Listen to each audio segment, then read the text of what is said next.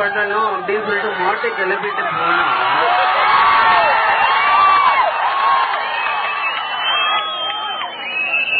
நடுவில் வந்தான் பீட்டா.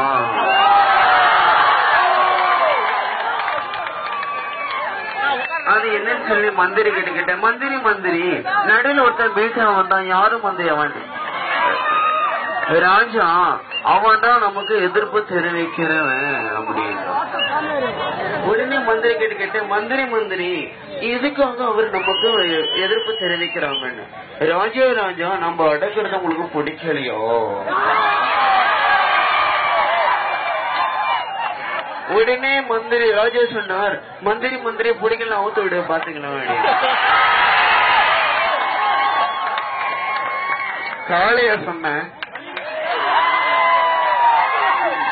உடனே மந்திரி சொன்னாரா, இல்ல மந்திரி, அவத்த விட்டா கூட அவன் நடுவுல போய் கேஸ போடுறான். அவன் நடுவுல தானே கேஸ போடுறான், நீ சென்ட்ரல்ல ஜல்லிக்கட்டு நடத்த. உடனே கணலா எரிஞ்சது மந்திரிக்கு.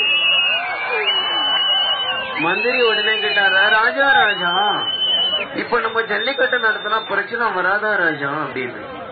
உடனே ராஜா சொன்னார், அவன் டெல்லியில இருந்து ட்ரெயினில் வரத்துக்கு 3 நாள் ஆகும். அதுக்குள்ள நம்ம 3 தடவை ஜல்லிக்கட்டை நடத்தலாம்னு சொன்னார்.